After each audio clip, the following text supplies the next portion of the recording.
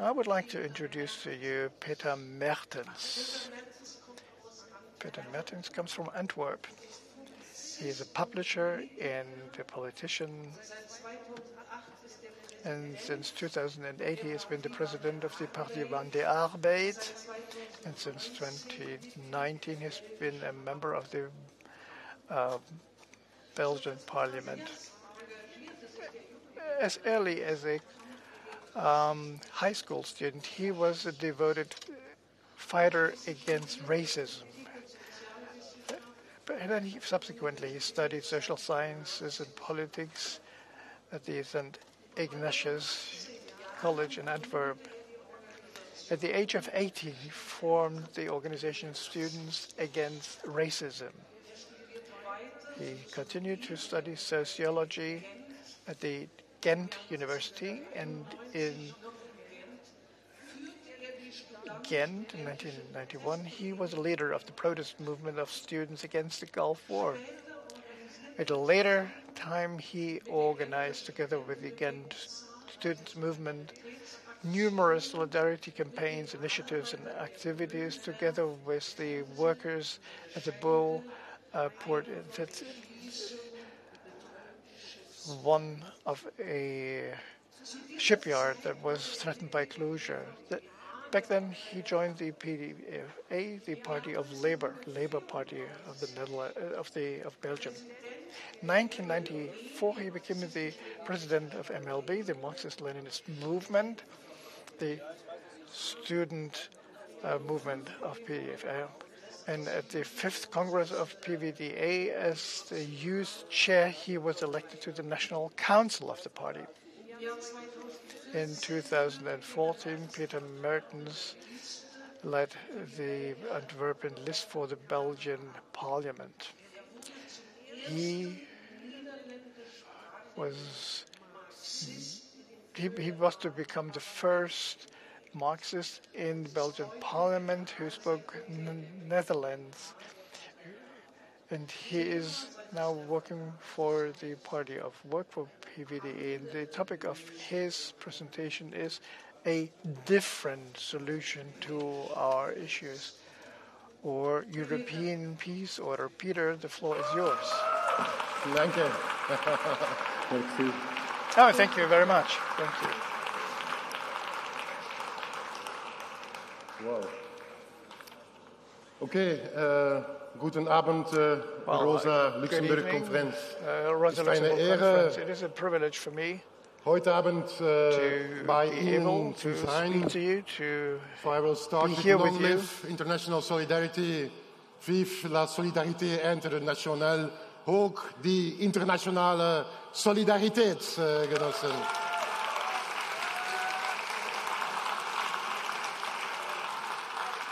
So, first point I want to make, the world is rapidly tilting, and many people feel like they are in a whirlpool and that they are in confusion and disarray.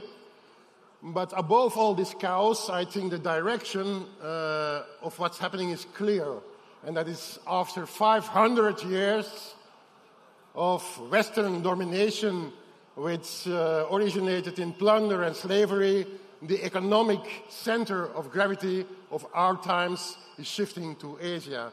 And that is the big shift that we are seeing today. And of course, this is happening in shocks, because obviously the United States is not about to give up in just like that.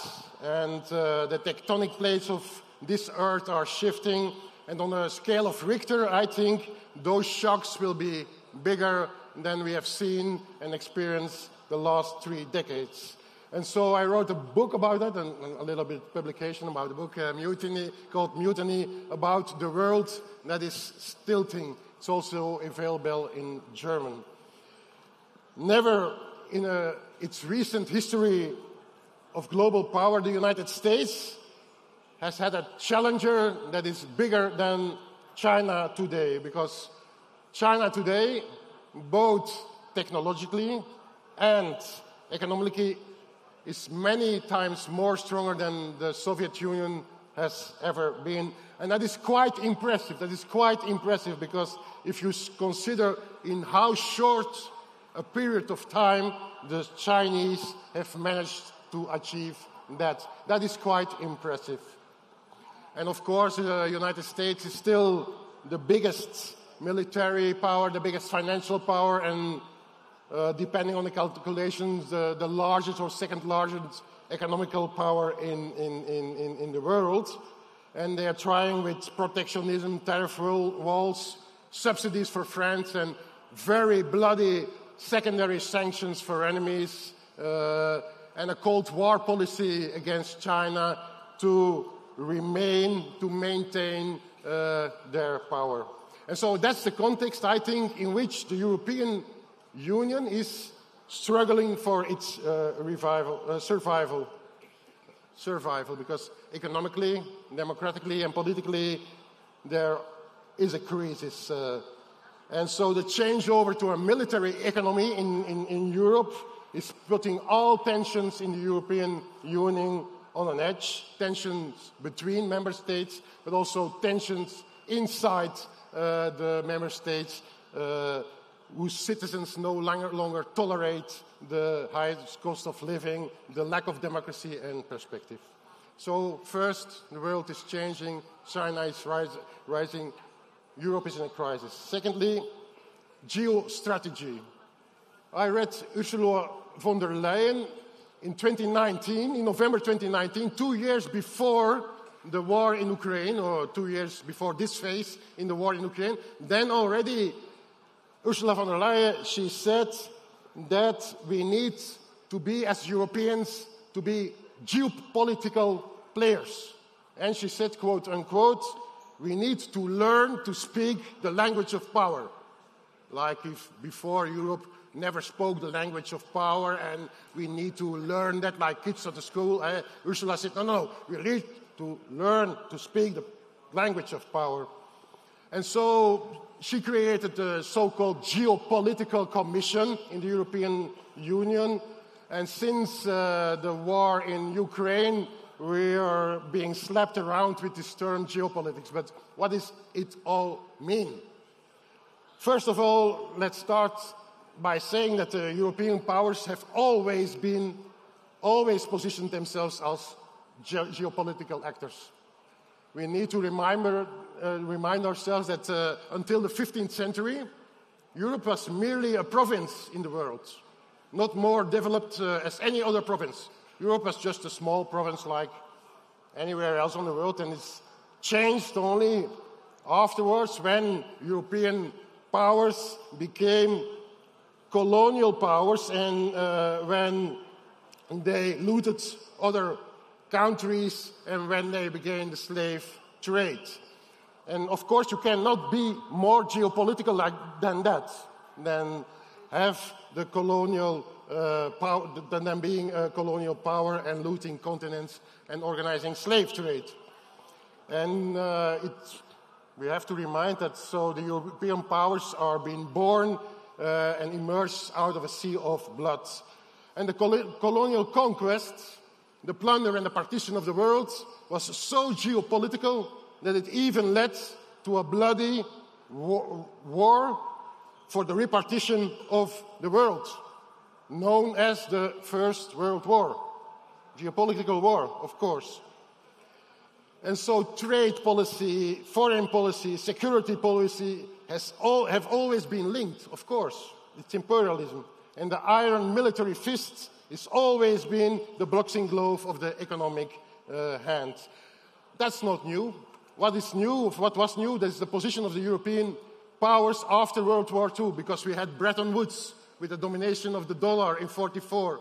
We had the defeat of the French imperialism in Indochina in 1954, and we had the crisis in the Suez in 1956, and that created a shift towards the global hegemony of the United States. And since then, the European powers are just finding themselves as a junior partner of the imperialism of the United States.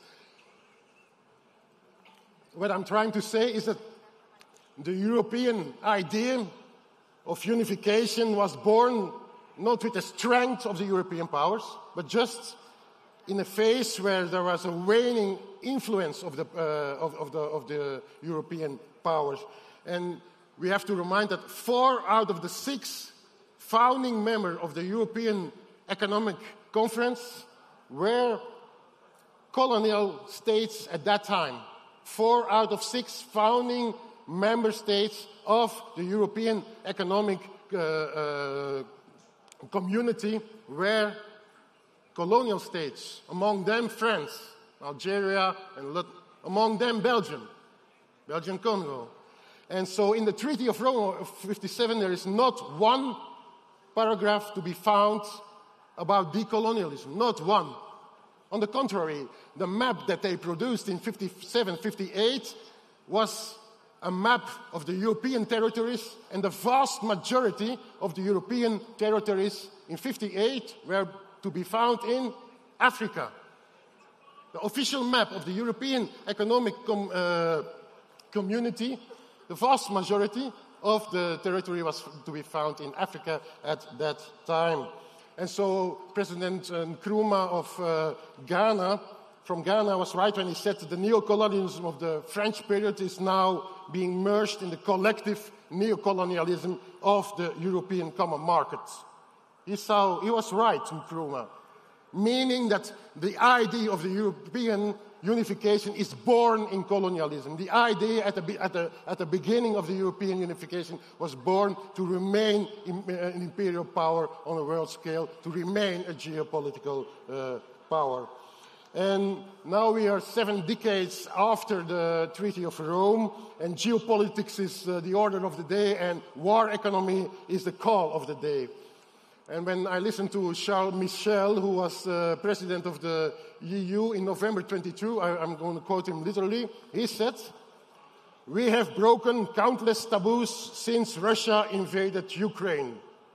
We have done what would have been unthinkable only a few weeks before, jointly procuring military equipment, using the EU budget to support the increase in our military production, and funding joint research and development in defense." So he says, European president, he says, we needed the dust of the war in Ukraine to break all taboos in Europe and to militarize. And that's not me saying it, that's not some leftist saying it, that's the president of the European Union saying that themselves.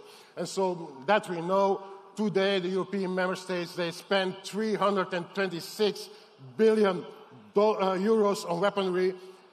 10 years ago, it was 147 billion euros. So it's doubled in less than a decade. And then we hear the first ever commissioner for defense being the former Lithuanian Prime Minister Andrius Kubilius. He said it's not enough. We must even spend more on military. And then they are creative. The bourgeois, they are creative. They're using all kinds of funds in the European Union to spend the military. Kubilius said it himself, but why don't the hospitals get favorable loans from the European Central Bank? Why don't the schools get off-budget instrument like the European Peace Facility? That's the question. Why all this creativity is going to weapons of mass destruction, and why all this creativity of subsidies are not being used for humanity and to improve our infrastructure and social security economy. And so there's another one. Josep Borrell is for the former European foreign minister, you know him, Josep Borrell, and he has the answer, you know the answer. He said, yeah, I prefer butter to guns. I prefer butter to guns, it's nicer to eat, yeah, okay. But I prefer butter to guns. But without adequate guns, we will soon find ourselves without butter. Wow. And that's the answer.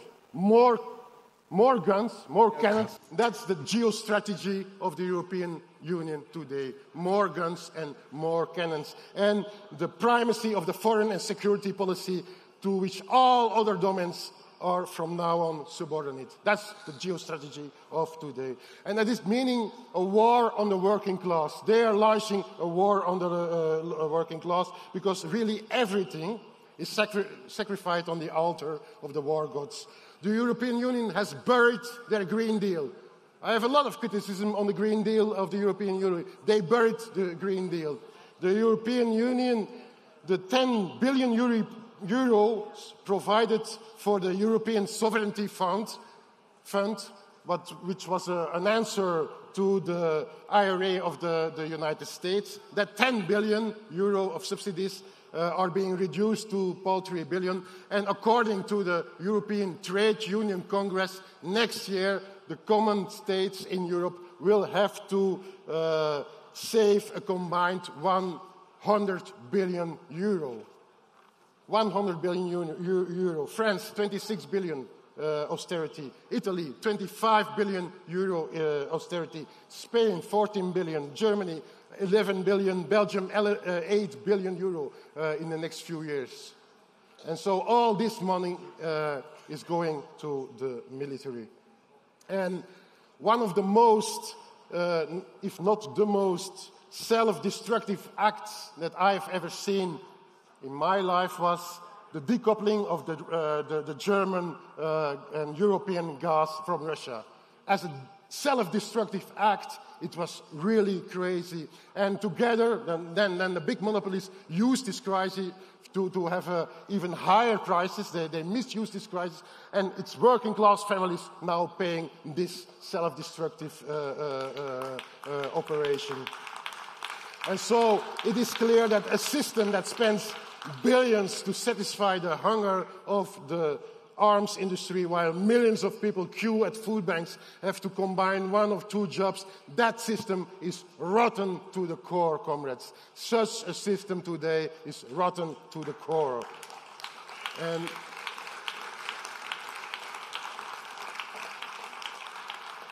Germany now says Washington has to become the hub for the war to the east, the country through which the troops and equipment are transported. And today the warmongers are now asking the working class and the trade unions that the right to strike for the railway workers should be curbed, that also even fixed working hours for railway workers, healthcare workers, and any public services that might be involved in some kind of military activity should be scrapped. But it's not only union rights that are under pressure, also the freedom of speech. Also the freedom of speech, also here in Berlin. Because the warmongers pose themselves as pacifists and accuse peace activists to be some kind of fifth column of the enemy.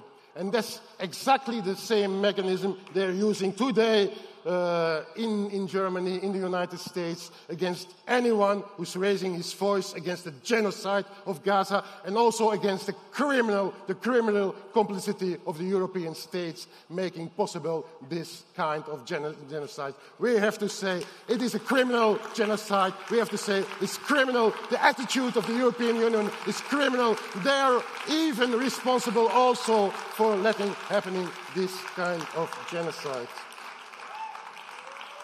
And so Europe is in a kind of crisis. The European economy is only growing barely 0.2%. And if Trump raises his tariffs, Europe will be in even worse shape economically. Also, Europe will be touched by the tariffs of Mr. Trump. And so you know better than anyone, Germany, for the last 2 years in a recession. It's unique. But also the second largest economy of the European Union, France, in a political crisis. Macron found himself hostage of Marine Le Pen. But he organized this situation all by himself. In Italy, you have now extreme right, Meloni being president, wanted to be big friends with Trump. In the Netherlands, the same situation is that the government is in crisis and is hostage by the extreme, being held hostage by the extreme right. In Austria, there is the possibility that the FPÖ comes in government, maybe as a test for a future German government, I don't know. And in Belgium, they are trying to beat our own world record of government negotiation. We are now 6 months without a government. It's not my problem at all, but we are now 6 months without a government. And so the crisis, the political crisis in Europe is total. The only stable force for this moment in Europe is Meloni in Italy. How crazy is it? And the more the European Union and the European leaders clung themselves to NATO and to Washington, the more they do so, the fewer European leaders are to be found. Where are the European leaders? Where are the European statesmen? Where are they? They don't exist, and they will not exist in this situation for the moment. France, they present themselves as a P5 state, so a member of the Security Council of the UN with nuclear weapons. But at the same time, French imperialism had to bite in the sand in the Sahel.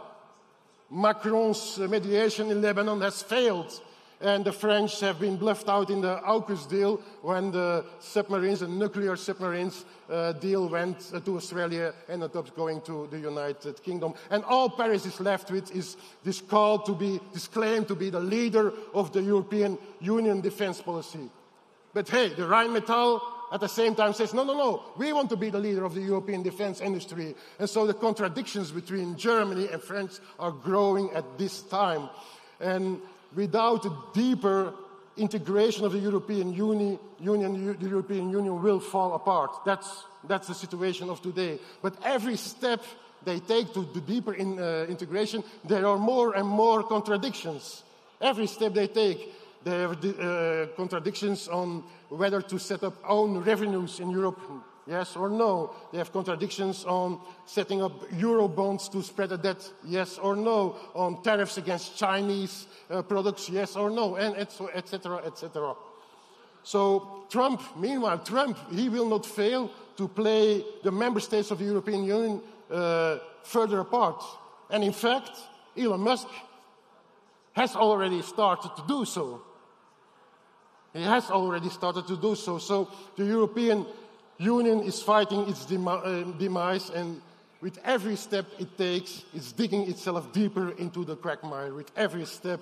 And so, in my opinion, this European Union of crisis, of militarization, of war, is not reformable. We need a totally other Europe. We need, comrades, a socialist Europe.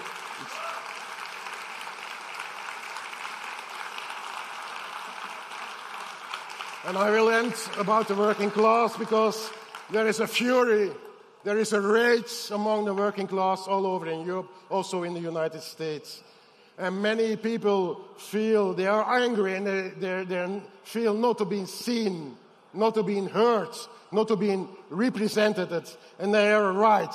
The fear of the working class is a correct and a just fear.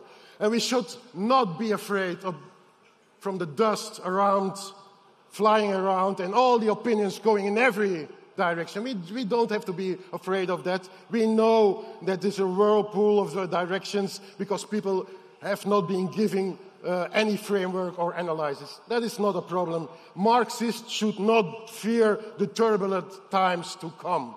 We should not fear them, but we should see the will for radical change, and we should seize this will for radical change in the working class. Because the forces that are best prepared, not only theoretically and ideologically, but also organizationally, to grasp this fear, to grasp this race, they are best prepared to give direction in a correct way. It is possible. Let's not be afraid. Let's take that fear. And I think we need to build projects on a long term. I've heard a lot of thinking and discussion about we have to see the next election and next year. And no, let's think again. Maybe not like the Chinese on 25 years, but let's start to think in 5 and 10 years. Can we rebuild communist parties? Can we rebuild Marxist parties? Yes, we can. It is possible. It is possible to do that. Let's have a long-term vision again. It is possible. Because Building a party takes time. It takes time. You're all engaged in your organization. It takes time. It takes a lot of effort. It takes discipline. Normally, you're supposed to be good in discipline, but it takes time, and it takes also the art of strategy and tactics. But it is possible if we are patient, if we give confidence also on workers inside our organization in the past, if we give confidence to them, and if we dare to speak from the strength of our conviction. No one will join losers. No one will join losers. We need to speak up in an optimistic way, and we need to speak up from the strength of our conviction for socialism, because the truth is there is no way out in capitalism. Capitalism cannot offer a way out for all the great challenges of humanity. Only socialism can give a way out for the big challenges of humanity, dear comrades. And so, let's be in the working class. Let's be in the working class. The working class is not the class of the fascists. The working class is not the class of the Bolsonaristas or the class of the Trumpists of the AfD. It is our class. It is our class. And we need to be there. We need to be there in the class, on the ground, on the factory floors to wage all the discussion and to construct organization, to strengthen the struggle. It's our class, and we need to be there. And that is a work of long term. But we can win it. There is a race. There is a race everywhere in the working class. We need to have the conviction to seize that fury and to construct our working class parties. And so everything depends on us. I really think that on the long term, 5-10 years. Not next year, not in 2 years. No, in 5-10 years. It depends on us, our capacity to grasp the new opportunities, in our faith of people's capacities to mobilize, organize, and look away and find themselves a way for a socialist perspective. And there are going to be many struggles, many struggles against all the consequences of the war economy of the European Union. But let's prepare and let's connect everything. So I will finish with the words: Pensionen statt Kanonen, Löhne statt Kanonen, Schulen statt Kanonen, Gesundheitswesen statt Kanonen, Ökologie statt Kanonen, Democracy statt Kanonen. Democracy instead of cannons, and socialism instead of war. Thank you.